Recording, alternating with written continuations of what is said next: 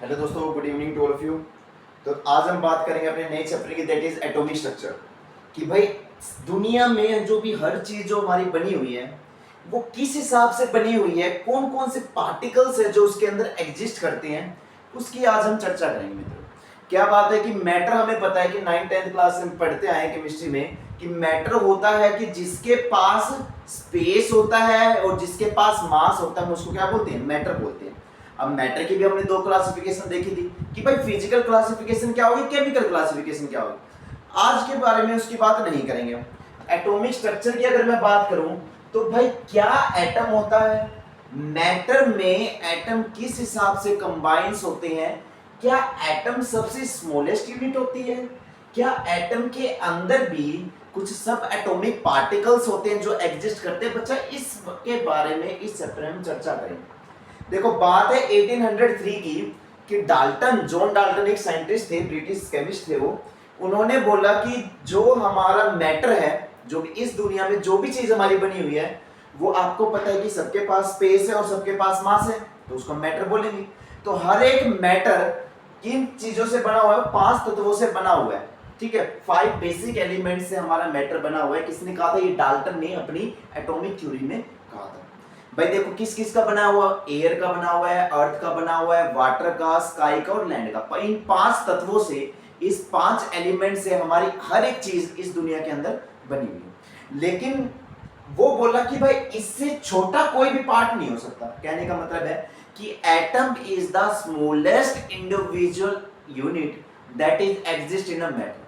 क्या बोल रहे हैं कि जो एटम है वो हमारी सबसे छोटी यूनिट है। इसको ना तो हम डिवाइड कर सकते और ना ही हम इसको डिफरेंशिएट कर सकते। मींस ये क्या होगा? हमारा इंडिविजिबल होगा। क्या होगा? इंडिविजिबल होगा। मींस ये डिवाइड नहीं होगा। लेकिन क्या आपको पता है कि ये सरासर गलत बात थी? तो भाई क्या हुआ कि हमारा डाल्टन बोला कि जो एटम है वो हमारी सबसे छोटी यूनिट है, ठीक है, उससे छोटा कुछ भी नहीं है। लेकिन जब इस चैप्टर को हम प्रोसीड करेंगे बच्चा, तो उसमें हमें पता चलेगा सब एटॉमिक पार्टिकल्स के बारे में। और जो सब एटॉमिक पार्टिकल्स की अगर मैं बात करूं तो उसमें बेसिकली हमारा किसके बारे में आएगा कि भाई इलेक्ट्रॉन की खोज कैसे हुई थी, इलेक्ट्रॉन पे क्या चार्ज होता है, इलेक्ट्रॉन पे क्या मास होता है, उसके बारे में बात करेंगे। दूसरा इसमें क्या होगा बच्चा? प्रोटॉन होगा कि भाई प्रोटॉन किसके अंदर रिसाइड करता है, प्रोटॉन का मास कितना होता है। और इसमें लास्ट हमारी बात करेंगे सब एटॉमिक पार्टिकल्स की, न्यूट्रॉन्स। अगर प्रोटॉन और न्यूट्रॉन की बात करूं तो बच्चा आगे बताऊंगा कि किस में रिसाइड करता है या फिर किस में एग्जिस्ट करता है, न्यूक्लियस के अंदर। अब इससे छोटा भी आपका क्या होता है बच्चा? क्वार्क्स होता है। वो हम इस चैप्टर में बात नहीं करेंगे। क्वार्क्स आपके दो तरह के होते हैं, अप क्वार्क होता है और डाउन क्वार्क होता है। अप क्वार्क की वैल्यू क्या होती है भाई? थोड़ा बहुत बता देता हूं। अप क्वार्क का मतलब होता है +2/3 और डाउन क्वार्क का मतलब होता है -1/3। इसके बारे में हम इस चैप्टर में बात नहीं करेंगे। तो आइए शुरुआत करते हैं अपने चैप्टर की, and that is the cathode ray experiment. जो हमारा बेसिक जो पहला टॉपिक है वो क्या है? Cathode ray experiment. बच्चा क्या होता है? अभी तक हम पढ़ के आते हैं कि भाई इलेक्ट्रॉन है, इसका चार्ज कितना है? इलेक्ट्रॉन का चार्ज होता है भाई -1.6 इंटू 10⁻⁻19। और चार्ज की यूनिट क्या होती है? कूलम। और हमें पता है कि इसका मास कितना होता है? 9.1 इंटू 10⁻, बच्चा -31 kg इसका मास होता है। किसकी बात कर रहा हूं? बेसिकली इलेक्ट्रॉन की बात कर रहा हूं। तो इलेक्ट्रॉन का चार्ज कितना है? -1.6 इंटू 10⁻⁻19 कूलम। मास कितना होगा? 9.1 इंटू 10⁻31 kg। ये इस चैप्टर में बेसिक सी चीज हमें पहले से ही पता, ठीक है। तो अब लेकिन हमें ये थोड़ी है, वो साइंटिस्ट सो रहे थे, उसको एकदम से सपना आया कि भाई हाँ इलेक्ट्रॉन नाम का कुछ एक पार्टिकल है एटम के अंदर, वो एग्जिस्ट करता है, उसका इलेक्ट्रॉन का मास ये होता है और चार्ज हमारे ये होता है। अब ऐसा तो नहीं है, कुछ ना कुछ तो एक्सपेरिमेंट हुए होंगे, ठीक है। तो अब उस एक्सपेरिमेंट की बच्चा अब इसके अंदर हम बात करने वाले हैं। देखो क्या एटम हमारा सबसे छोटी यूनिट है, उसको हम डिवाइड नहीं कर सकते, जो सरासर गलत बात है। क्योंकि जे थॉमसन ने 1897 में बता दिया था कि भाई इलेक्ट्रॉन नाम का एक सब एटॉमिक पार्टिकल्स है जो न्यूक्लियस के अराउंड रिवॉल्व कर रहा है, ठीक है। तो देखो किसकी बात कर रहा हूं? कैथोड रे एक्सपेरिमेंट की बात कर रहा हूं। क्या बात कर रहा हूं? Cathode ray experiment. ध्यान से समझना कि एक्सपेरिमेंट क्या था, क्या इसकी कंस्ट्रक्शन थी, क्या क्या ऑब्जर्वेशन साइंटिस्ट ने इससे निकाली, क्यों इस एक्सपेरिमेंट का नाम कैथोड रे रखा गया है बच्चा, उसके बारे में भी इस चैप्टर में बात करेंगे। देखो भाई, ये मैंने क्या ले ली भाई, एक वैक्यूम ट्यूब ले ली। क्या ले ली मैंने? एक वैक्यूम ट्यूब ले ली, ठीक है। और इस वैक्यूम ट्यूब के अंदर बच्चा हमने क्या लिए हैं? गैस के पार्टिकल्स लिए हैं। क्या लिए? गैस के मॉलिक्यूल्स लिए। अब इस वैक्यूम ट्यूब में हमने दो इलेक्ट्रोड को लगा दिया। एक इलेक्ट्रोड को मैं बोलता हूं कैथोड, क्या बोलता हूं? कैथोड। और कैथोड पे क्या चार्ज है? माइनस का। और दूसरी इलेक्ट्रोड जो मेटल की है उसको मैंने क्या ले लिया? एनोड। और एनोड पे कैसा चार्ज होता है? पॉजिटिव चार्ज होता है। अब इस इलेक्ट्रोड को बच्चा मैंने कनेक्ट कर दिया with a very high voltage battery के साथ, मैंने इसको कनेक्ट कर दिया। अब बैटरी है तो इसके पास क्या होगा? एक पॉजिटिव टर्मिनल होगा और एक इसके पास नेगेटिव टर्मिनल होगा। और यहां पर हमने गैस का प्रेशर मेंटेन रखा। और गैस का प्रेशर कितना लिया है? 10 की पावर -3 mm ऑफ मर्क्यूरी। बच्चा जब हम बात करेंगे गैसीय स्टेट की तो उसमें प्रेशर, वॉल्यूम, टेम्परेचर की बात करेंगे। तो अभी के लिए ध्यान रखो कि जो प्रेशर होता है वो हमारा एटीएम में या फिर mm ऑफ मर्क्यूरी में मेजर किया जाता है। तो कितना प्रेशर लिया हमने गैस का? 10 की पावर -3 मींस 0.001। इतना कम जो प्रेशर लिया वो किसकी हेल्प से लिया हमने? वैक्यूम पंप की हेल्प से। वैक्यूम पंप की हेल्प से हम क्या करेंगे? प्रेशर को कम ज्यादा कर सकते हैं। अब यहां पर जो मैंने वोल्टेज दिया वो कितनी दी है भाई? यहां पर मैंने दिया 1000 से लेकर 2000 वोल्ट तक। इतनी ज्यादा पोटेंशियल डिफरेंस होने की वजह से जो ये इलेक्ट्रोड है मेटल की, और आपको पता है कि मेटल की प्रॉपर्टी क्या होती है कि भाई मेटल तो इलेक्ट्रॉन को लूज करता है। तो यहां से इस इलेक्ट्रोड में से इलेक्ट्रॉन बाहर निकले। अभी हमें पता नहीं, अभी सिर्फ हम इसको बोलते हैं एक नेगेटिवली चार्ज। इसको इलेक्ट्रॉन भी ना लिखो, इसको क्या लिख लो? एक नेगेटिवली चार्ज पार्टिकल हमारा इस कैथोड रे से एमिट किया। अब मुझे ये बताओ कि जब ये इसके पास आएगी, जब ये इलेक्ट्रॉन की रे जो नेगेटिवली चार्ज रे है एनोड के पास आएगी, तो क्या एनोड के अंदर से वो पास करेगी? नहीं करेगी। भाई देखो, हमें पता है कि कोई भी रे होती है वो हमारी स्ट्रेट लाइन में ट्रेवल करती है, ठीक है। बताऊंगा कैसे, ठीक है। जब स्ट्रेट लाइन में ट्रेवल करेगी तो देखो इसके अंदर तो कोई होल वगैरह है नहीं कि जिसके अंदर से लाइट या फिर रे पास करे। लेकिन अगर मैं इसको अपनी हथेली के पाम को अगर मैं देखो ओपन कर दूं, फिंगर्स के बीच में जो स्पेस है, तो यहां से जो रे है मेरी पास करेगी। ऐसे ही मैं इसको क्या करूंगा? बीच में इसके छोटे छोटे छेद कर दूंगा। किसके अंदर? इलेक्ट्रोड के अंदर। कौन सी इलेक्ट्रोड है? एनोड की इलेक्ट्रोड है। अब ये जो इलेक्ट्रोड हुई है इसके अंदर से जो पार्टिकल्स है वो मेरे पास करेंगे। और इस एनोड के या फिर इस एनोड रोड के पीछे मैंने एक स्क्रीन लगा रखी है जिसको मैंने बोल दिया जिंक सल्फाइड की फ्लोरोसेंस स्क्रीन। क्या होती है? फ्लोरोसेंस स्क्रीन होती है। देखो बच्चा, दो तरह की प्रोसेस होती है, एक होती है फ्लोरोसेंस, एक होती है फोस्फोरेंस। फ्लोरोसेंस वो होता है जो अपने आप लाइट को एमिट करता है। फोस्फोरेंस वो होता है कि वो अपने आप लाइट को एमिट तो करेगा लेकिन तब तक करेगा जब तक बाहर से हम उसको लाइट अप्लाई कर रहे हैं। ये करने की जरूरत नहीं है। जिंक सल्फाइड है, जिंक सल्फाइड की हमने कौन सी स्क्रीन ली है? फ्लोरोसेंस स्क्रीन ली है, ठीक है। अब देखो भाई, ये जिंक सल्फाइड की मैंने फ्लोरोसेंस स्क्रीन लिया, पार्टिकल इस पे टकराया है। जब किसी स्क्रीन पे पार्टिकल टकराएगा तो यहाँ पर स्क्रीन के ऊपर बच्चा आपको ब्राइट स्पॉट देखने को मिलेंगे। क्या देखने को मिलेगा? ब्राइट स्पॉट हमें देखने को मिलेगा। क्या देखने को मिलेंगे? ब्राइट स्पॉट हमें देखने को, ठीक है। अब ये जो एनोड में छेद किए हैं बच्चा, इसको हम बोलते हैं परफोरेटेड एनोड। क्या बोलते हैं? Perforated anode. परफोरेटेड का मतलब होता है कि वो एनोड की रोड के अंदर छोटे छोटे छेद कर दिए। ये होती है बेसिक से हमारी कंस्ट्रक्शन होती है कैथोड रे एक्सपेरिमेंट। अब इसका नाम कैथोड रे क्यों पड़ा है? क्योंकि कहां से निकल रही है हमारी नेगेटिवली चार्ज रे? कैथोड से निकल रही है। तो क्या नाम हो गया इसका? कैथोड रे एक्सपेरिमेंट बच्चा इसका नाम होगा। मैंने क्या किया, एक वैक्यूम ट्यूब ली है, वैक्यूम ट्यूब के अंदर मैंने एक कैथोड को लिया और एक एनोड को लिया। कैथोड पे कैसा चार्ज है? नेगेटिवली चार्ज है। एनोड पे कैसा चार्ज होता है? पॉजिटिव चार्ज होता है।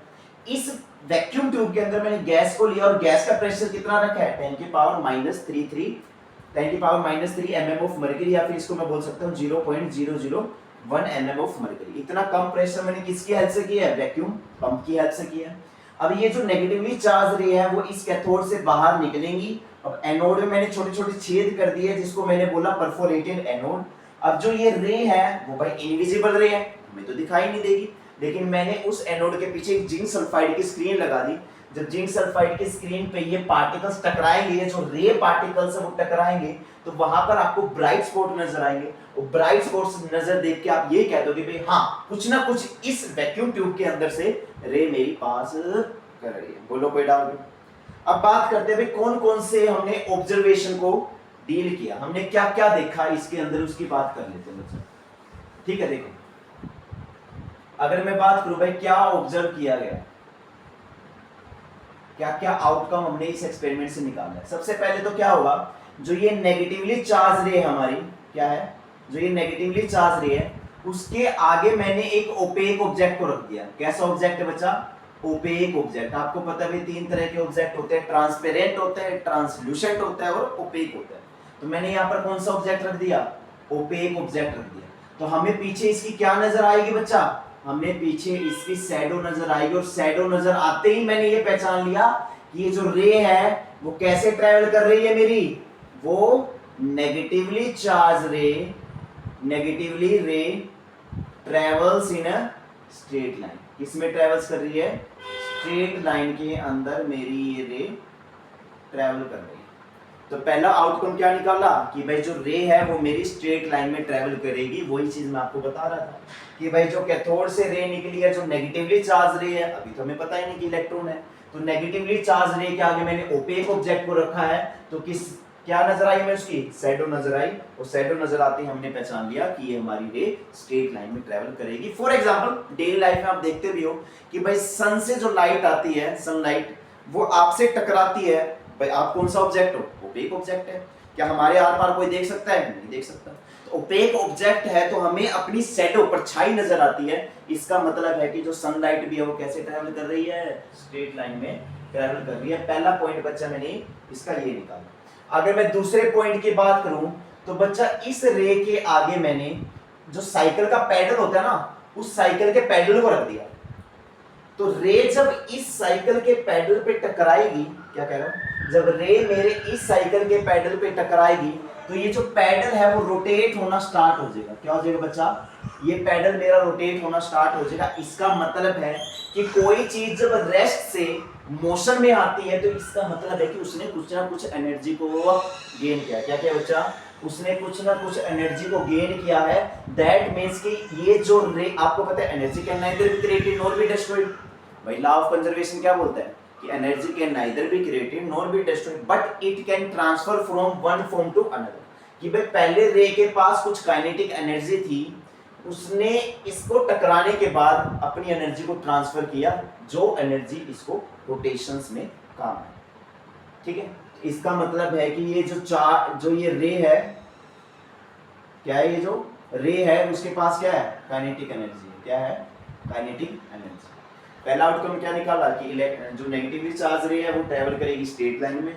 दूसरा आउटकम हमने निकाला कि जो रे है उसके पास काइनेटिक एनर्जी है, क्योंकि जब साइकिल का पैडल मैंने इस रे के सामने रखा तो रे इस पे टकराने के बाद अपनी एनर्जी को ट्रांसफर कर रही है, और एनर्जी को ना तो बनाया जा सकता, ना ही एनर्जी को घटाया जा सकता, ना ही एनर्जी को डिस्ट्रॉय किया जा सकता। एनर्जी को ट्रांसफर कर सकते हैं, मींस इलेक्ट्रॉन रे ने टकराने के बाद अपनी एनर्जी को ट्रांसफर किया। जो साइकिल का पैडल हमें घूमते हुए दिखा, इसका मतलब है कि एनर्जी उसने गेन करी। अब तीसरा जो आउटकम बच्चा निकलता है वो हमारा निकलता है कि जब ये जो मेरी रे ट्रेवल कर रही थी स्ट्रेट लाइन में, इसके रे के सामने मैंने इलेक्ट्रिक फील्ड और मैग्नेटिक फील्ड को अप्लाई किया। क्या किया मैंने, इलेक्ट्रिक फील्ड और मैग्नेटिक फील्ड को अप्लाई किया। तो मेरे को क्या नजर आया कि जो ये रे है वो मेरी पॉजिटिव की तरफ डेविएट होगी। जो इलेक्ट्रिक फील्ड का जो पोटेंशियल टर्मिनल है, पॉजिटिव वाला टर्मिनल है, उस पे रे मेरी डेविएट हुई है। और आपको पता है पॉजिटिव की तरफ कौन डेविएट होता है, नेगेटिव। नेगेटिव की तरफ कौन डेविएट होता है, पॉजिटिव। इसका मतलब है कि जो ये रे है, क्या है, ये जो रे है मेरी वो कैसी है, वो नेगेटिवली चार्ज रे। कैसी है वो, नेगेटिवली चार्ज रे। क्या है बच्चा, वो नेगेटिवली चार्ज रे। ठीक है, अब यहां पर मैंने क्या लगाया, इलेक्ट्रिक फील्ड लगा दो या फिर मैग्नेटिक फील्ड लगा। इलेक्ट्रिक फील्ड और मैग्नेटिक फील्ड जब रे ट्रेवल कर रही थी उस पर मैंने लगाया, तो मैंने ये ऑब्जर्व किया, साइंटिस्ट ने ये ऑब्जर्व किया कि जो ये रे है वो मेरी पॉजिटिव की तरफ डेविएट हुई। अब मुझे ये बताओ कि कौन कौन से फैक्टर है जिस पे ये डिपेंड करेगा। देखो, क्या ये गैस मॉलिक्यूल्स के अंदर से कोई पार्टिकल बाहर निकला है? तो आप बोलोगे नहीं सर, ये जो पार्टिकल मेरा निकला है ना वो कैथोड के अंदर से निकला है, ना कि गैस के मॉलिक्यूल्स के अंदर से निकला है। गैस के मॉलिक्यूल्स के अंदर से नहीं निकला है, किस में से निकला है, इलेक्ट्रोड से निकला है, कैथोड से निकला है। तो अगर मैं नेचर ऑफ क्या बचा, अगर मैं नेचर ऑफ इलेक्ट्रोड को चेंज करूंगा तो जो मेरा मैग्नीट्यूड है, क्या बचा, जो मेरा मैग्नीट्यूड है इलेक्ट्रॉन रे का वो भी क्या होगा, चेंज होगा। कि जब मैं अपने इलेक्ट्रोड के नेचर को चेंज करूंगा तो वहां पर मेरा मैग्नीट्यूड है इलेक्ट्रॉन रे का वो भी चेंज होगा। अब गैस हाइड्रोजन ले लो, हीलियम ले लो, ठीक है, आप ऑक्सीजन ले लो, कुछ भी गैस ले लो, नाइट्रोजन ले लो, वो इस पे डिपेंड नहीं करती। जो मैग्नीट्यूड है इलेक्ट्रॉन रे का वो चेंज होगा with the change of the nature of electrode. Electrode के नेचर चेंज होने की वजह से जो इलेक्ट्रॉन का जो चार्ज है या फिर जो इलेक्ट्रॉन का जो मैग्नीट्यूड है रे का वो चेंज होगा। तो ये था बच्चा कंप्लीट हमारा क्या था, कैथोड रे एक्सपेरिमेंट। क्या था बच्चा, ये हमारा कंप्लीट कैथोड रे एक्सपेरिमेंट था। ठीक है, अब देखो उसके बाद हम करते हैं, एक बार स्क्रीनशॉट ले लो इसका, ये नोट्स आपको डिस्क्रिप्शन में मिल जाएंगे, जो हैंड रिटन नोट्स हैं वो मिल जाएंगे आपको। ठीक है, तो क्या था कैथोड रे एक्सपेरिमेंट में, वैक्यूम ट्यूब थी, इलेक्ट्रोड मैंने ली, हाई पोटेंशियल अप्लाई किया, मेटल की टेंडेंसी होती है इलेक्ट्रॉन को लूज करने की, कैथोड से निकल रहे हैं तो कैथोड रे एक्सपेरिमेंट नाम हो गया। एनोड के पास जाएंगे, पीछे जिंक सल्फाइड की फ्लोरोसेंस स्क्रीन लगाई है, ब्राइट स्पॉट नजर आए हैं। ठीक है, प्रेशर कितना रखा है गैस का, 10 की पावर -3 mm ऑफ मर्करी, किसकी हेल्प से, वैक्यूम पंप की हेल्प से। क्या क्या ऑब्जर्व किया कि जब मैं इस इलेक्ट्रॉन रे की डायरेक्शन के अलोंग अगर ओपेक ऑब्जेक्ट को रखता हूं तो वो मेरा शैडो देगा, और शैडो देने का मतलब है कि जो ये मेरी रे आ रही थी वो किस में ट्रेवल कर रही है, स्ट्रेट लाइन में ट्रेवल कर रही है। अब ये जो इलेक्ट्रॉन रे मेरी निकल रही है उसके आगे मैंने साइकिल का पैडल रख दिया। अब साइकिल के पैडल पे जब ये रे टकराएगी तो साइकिल का पैडल में रोटेट होगा। जब कोई चीज रेस्ट से मोशन में आती है तो उसने कौन सी एनर्जी को गेन किया होगा, काइनेटिक एनर्जी को गेन किया होगा। इसका मतलब है कि इस इलेक्ट्रॉन के पास भी कौन सी है, काइनेटिक एनर्जी, क्योंकि आपको पता है according to the law of conservation of energy, energy can neither be created nor be destroyed but it can transfer from one form to another.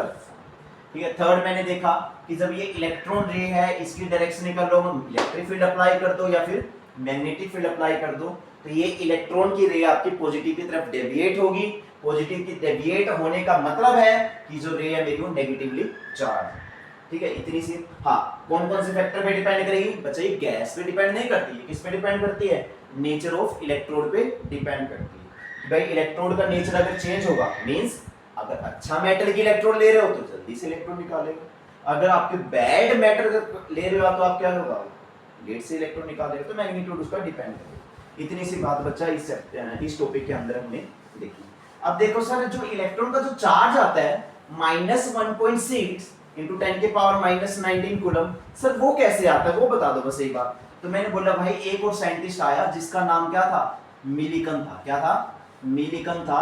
Millikan ने क्या बोला, मिलिकन ने अपने एक एक्सपेरिमेंट दिया जिसको हम बोलते हैं मिलिकन ऑयल ड्रॉप एक्सपेरिमेंट। क्या बोलते हैं, मिलिकन ऑयल ड्रॉप एक्सपेरिमेंट। ठीक है, देखते हैं कौन सा एक्सपेरिमेंट था, Millikan oil drop experiment. Millikan ने ऑयल ड्रॉप एक्सपेरिमेंट दिया। देखो ध्यान से देखो क्या होता है इसमें। मैंने क्या कर लिया, एक चैम्बर ले लिया। क्या ले लिया मैंने, चैम्बर ले लिया। अब उसके अंदर मैंने 2 इलेक्ट्रोड को ले लिया। क्या ले लिया बच्चा, 2 इलेक्ट्रोड को ले लिया। ठीक है, एक को मैंने ले लिया एनोड। क्या होगा बच्चा, एक को मैंने ले लिया एनोड और एक को ले लिया मैंने कैथोड। कैथोड पे कैसा चार्ज, नेगेटिव चार्ज। एनोड पे कैसा चार्ज, पॉजिटिव चार्ज। ठीक है, अब यहाँ पर जैसे आप नाई पे तो जाते होगे ना भाई, बाल कटाने तो जाते होगे, बाल कटाते हैं तो स्प्रे मारता है ना, वैसे हमने क्या ले लिया, एक एटोमाइजर ले लिया। क्या ले लिया बच्चा मैंने, एटोमाइजर ले लिया। और उस एटोमाइजर में क्या है मेरा, ऑयल है। तो ऑयल को भी मैं क्या करूंगा, स्प्रे करूंगा। तो ऑयल को जब मैं स्प्रे करूंगा तो जो ऑयल के जो पार्टिकल्स है, मॉलिक्यूल्स है, वो किसके अंदर आ जाएंगे, इस चैम्बर के अंदर से आ जाएंगे। ठीक है, कोई डाउट। अब मैं क्या करूंगा, इस एनोड को परफोरेटेड करूंगा, इसके अंदर छेद करूंगा, तो ये जो पार्टिकल है ऑयल का वो कहां पर आएगा आपका, यहां पर आएगा। तो ऑयल के पार्टिकल्स आपके एक एनोड और एक कैथोड के बीच में आपके जमा हो जाएंगे। अब आपको पता है कि नीचे क्या लगी हुई है, मेरी ग्रेविटी लगी हुई है। तो ग्रेविटी की फोर्स कितनी होती है, F = mg। भाई कितना मास इस ऑयल का ड्रॉप का है, और ग्रेविटी जो एक्सेलरेशन ड्यू टू ग्रेविटी होती है वो, तो फोर्स नीचे कितनी लग रही है, mg। अब मैं क्या, आपको पता है कि जहां भी पॉजिटिव और नेगेटिव आ जाता है तो वहां पर मेरे कुछ पोटेंशियल डिफरेंस जनरेट हो जाता है। तो मैं क्या करूंगा भाई, जो पोटेंशियल डिफरेंस होगा वो क्या होगा मेरा, F is equal to Q. अब मैं कह रहा हूं कि जो मेरा इलेक्ट्रिक फील्ड वाला फोर्स है और जो मेरा ग्रेविटी की वजह से फोर्स है, जब मेरा ये इसके बराबर हो जाता है, अब ना तो मेरा ऑयल का ड्रॉप ऊपर जाएगा, ना ही मेरा ऑयल का ड्रॉप नीचे आएगा। तो इलेक्ट्रिक फील्ड या फोर्स कितनी थी, क्यू ई थी, ठीक है, और ग्रेविटी की फोर्स कितनी थी, mg थी।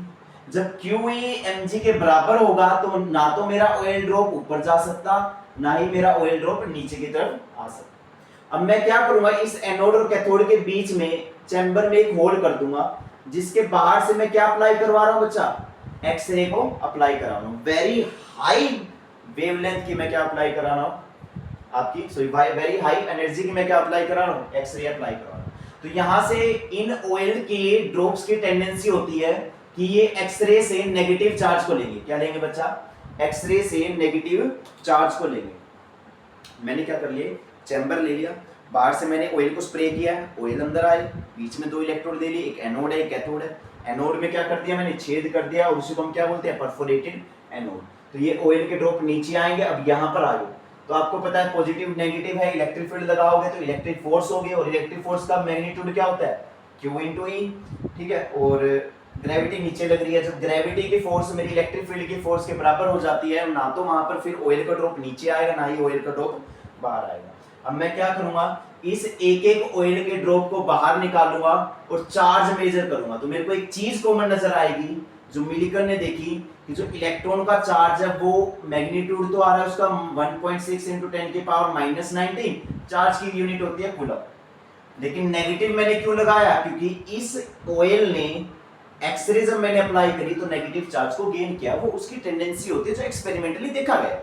भाई ऑयल की टेंडेंसी को एक्सपेरिमेंटली देखा गया है, तो एक्सरे से उसने नेगेटिव चार्ज को लिया है, तो क्या हो गया, इलेक्ट्रॉन ने -1.6 into 10 की पावर -19 कूलम ये मेरा चार्ज मिलिकन ने निकाल दिया। तो कोई बार क्वेश्चन आता है कि मिलिकन ने क्या किया था, भाई मिलिकन ने है ना चार्ज बताया था कि इलेक्ट्रॉन पे बच्चा चार्ज होगा -1.6 into 10 की पावर -19 कूलम।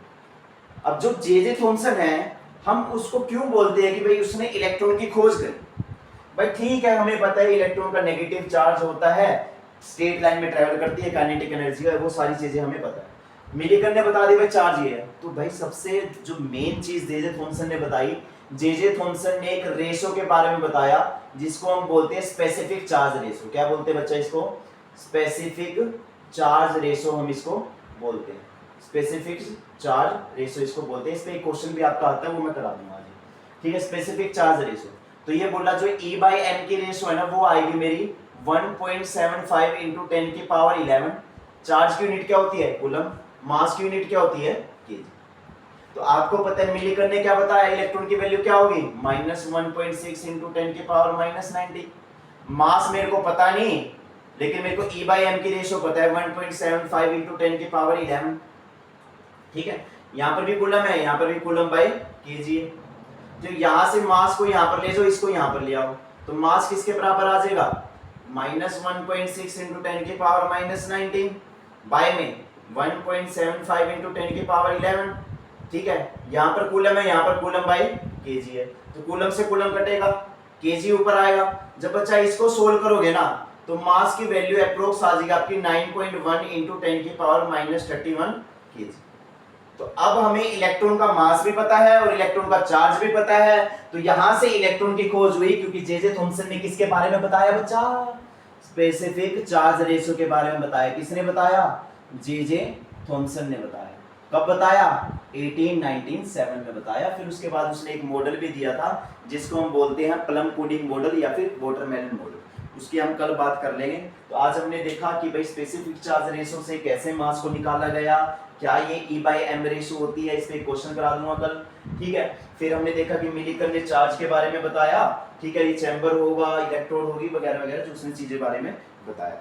तो बच्चा आज के लिए हम इतना ही करते हैं, ठीक है। और ये स्क्रीनशॉट इसका ले लेना, और बाकी नोट्स आपको डिस्क्रिप्शन में मिल जाएंगे। तो आपको ये पूरी प्लेलिस्ट चलती मिलेगी। साइड में हमारा जो SN1 SN2 जो न्यूक्लियोफिलिक सब्स्टिट्यूशन वाला चला हुआ है ना, हेलो एल्केन हेलो एरिन, उसको भी हम धीरे धीरे कंप्लीट करते रहेंगे। तो आपको कंप्लीट जेईई नीट के बारे में यहाँ पर सब कंप्लीट मिलेगा फ्री में, फ्री ऑफ कॉस्ट है, ऑब्वियसली बात है। जिसका जो हमारा मोटिव था उससे तो हम भटकेंगे नहीं बिल्कुल भी। तो आज के लिए इतने बचा। Thank you so much for joining the session. Thank you so much.